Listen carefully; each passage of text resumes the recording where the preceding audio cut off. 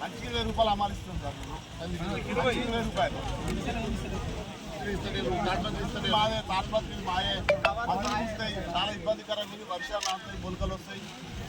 4 రోజులు తినే వచ్చి మేము 4 పోసుకోవాలి, ఆడ కలుపు తీసుకోవాలి, ఒంటి కాటాలు తీసుకోవాలి. రోజు పందులు కవర్లు ఇంకేసిపోతాయి. ఏడికాడికి పట్టించుకుని నాలుగే ఉంటుంది. పండి ఎక్కువ బాధ, పండిస్తున్న బాధ. గాలివాన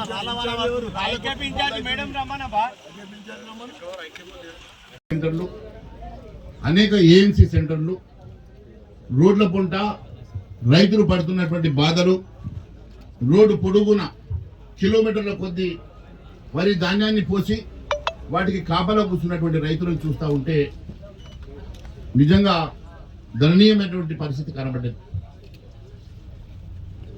6 కాలాలు కష్టపడి పండించేటువంటి పంట దినము రాత్రి ఎండకు ఎండి వానకు తడిసి కరెంటు తీగలకు భయపడక, పాములకు భయపడక, తేళ్లకు భయపడక కుటుంబాది పాలు పొలాన్ని నమ్ముకొని పండించినటువంటి పంట చివరికి అమ్ముకోవడానికి కూడా గోసపడే పరిస్థితి. మళ్ళీ ఈరోజు 4 రోజులైతే వర్షాలు పడతాయి, మళ్ళీ వాళ్ళు పొలం పనులు మొదలైతాయి. అటు పొలం పనులు దున్ని చేసుకోవాలన్నా, ఇక్కడ ఈ కళ్ళల దగ్గర వాళ్ళు పడిగాపలు కాయాలనే బాధతోటి ఈరోజు రైతు బాధపడతా ఉన్నాడు. కొంతమంది రైతు కుప్పల మీద కూలి చనిపోయిన పరిస్థితి మనం గమనిస్తా ఉన్నాం. నిన్న లక్షరిపేటలో గత వారం వడగాళ్లకు ఆ షెడ్డు కూలి వాళ్ళ మీద పడితే 3 రైతులు చనిపోయినారు. ఇప్పుడే ఆలేరు దగ్గర ఒక రైతు చనిపోయినాడు. ఇప్పుడే నాకు 5 నిమిషాల ముందు ఇన్ఫర్మేషన్ వచ్చింది.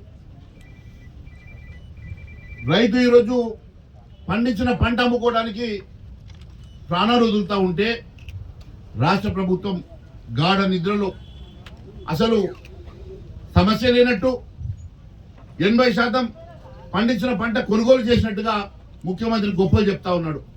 నేను ముఖ్యమంత్రిని ఛాలెంజ్ చేస్తా ఉన్నాను. తప్పుడు మాటలు, తప్పుడు లెక్కలు చెప్పేటువంటి ముఖ్యమంత్రి రేవంత్ రెడ్డి గారు, నీకు దమ్ము ధైర్యం ఉంటే రండి.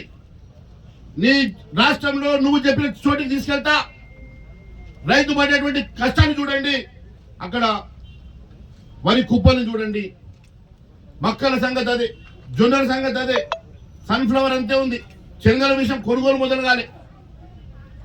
రాష్ట్రంలో రైతు పడుతున్నటువంటి గోస అంతా ఇంత కాదు.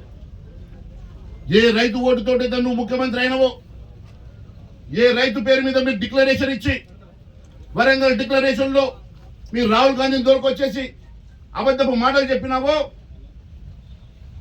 ఈరోజు ఏ ఒక్క హామీ అయినా నెరవేర్చామని అడుగుతున్నా. నీ 6 గ్యారంటీలు ఏమైంది? 6 గ్యారంటీలకు చట్టమైతే ఏమైంది? చివరకు 420 హామీల సంగతి ఏమైందని అడుగుతా ఉన్నా. రైతు డిక్లరేషన్ ఇప్పుడే మీరు ప్రింట్ చేసినటువంటి రైతు డిక్లరేషన్ చూపిస్తా ఉన్నాను, నేను గుర్తు చేస్తా ఉన్నాను. రైతు ముఖ్యమంత్రి గారిని అడుగుతా ఉన్నా, కౌలు రైతులకు ఆర్థిక సాయం చేస్తాను, ఇప్పటి వరకు కౌలు రైతుల గురించి పట్టించుకున్నామని అడుగుతా ఉన్నా. అంతేకాదు వ్యవసాయ కూలీలకు 12,000 రూపాయలు ప్రతి సంవత్సరం ఇస్తాను. మరి వ్యవసాయ కూలీలకు 12,000 సంగతి మరి గుర్తున్నదని అడుగుతా ఉన్నా. అన్ని పంటలకు ఎంఎస్పీ ఇస్తాను, 10 పంటలు ఎంత కూడా ఇస్తావో కూడా చెప్పినావు. ఎంఎస్పీ పక్కన పెట్టండి, కనీసం కొనుగోలు కూడా చేయని పరిస్థితుల్లో ఈ రాష్ట్ర ప్రభుత్వం వైఫల్యం చెందిన మాట వాస్తవం కాదని అడుగుతా ఉన్నా.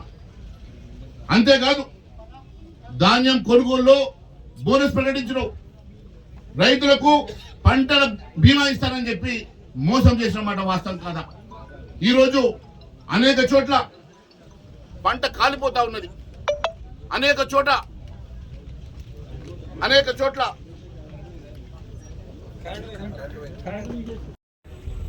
పంట నష్టపోతే రైతు ఎవరికి చెప్పుకోలేని పరిస్థితి. అధిక వర్షాల ద్వారా ఒకవైపు డ్రౌట్ ద్వారా పంట నష్టం జరిగితే పట్టించుకునే నాదుడు లేడు.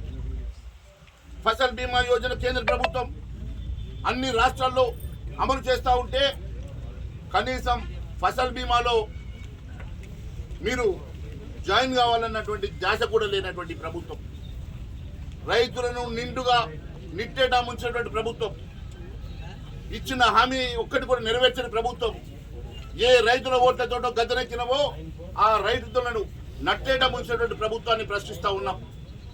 ఎట్టి పరిస్థితిలో మీరు చివరి ధాన్యం కొనుగోలు చేసే వరకు, మీరు ఇచ్చిన మాట ప్రకారం చివరి ధాన్యం కొనుగోలు చేసే వరకు భారతీయ జనతా పార్టీ మీ మెడలు వంచుతుంది, ఇదే రకంగా మిమ్మల్ని వెంబడిస్తుందని తెలియజేస్తా ఉన్నాను. ఎట్టి పరిస్థితుల్లో మేము వస్తున్నామంటే లారీలు వస్తున్నాయట. నిన్న మేము అక్కడికి పరిగి వెళ్తే 30 లారీలు వచ్చినాయి. నిన్న గజ్వేల్ వెళ్తే కలెక్టర్ గారు నిలబడి దాదాపు 40 లారీలను కళ్ళ ముందర మరి లోడ్ చేయిస్తా ఉన్నారు. మీ ప్రభుత్వం కదులుతుందంటే, మేము వస్తే మీరు సంచులు ఇస్తారంటే ప్రతి గ్రామం ప్రతి కళ్ళం తినడానికి భారతీయ జనతా పార్టీ శాసనసభ్యులు పార్లమెంట్ సభ్యులు సిద్ధంగా మా భారతీయ జనతా పార్టీ నాయకులమందరం కలిసి వస్తాం, ప్రతి గ్రామం తిరుగుతాం. మరి రైతులకు న్యాయం జరుగుతుందంటే ఈ విధంగా ఖచ్చితంగా వారి వెంట నడుస్తాం, రైతుల పక్షాన నిలబడతాం, రైతుల పక్షాన పోరాటం చేస్తాం. వారికి న్యాయం జరిగే వరకు రైతుల వెంట భారతీయ జనతా పార్టీ నిలబడుతుందని తెలియజేసుకుంటూ ధన్యవాదాలు.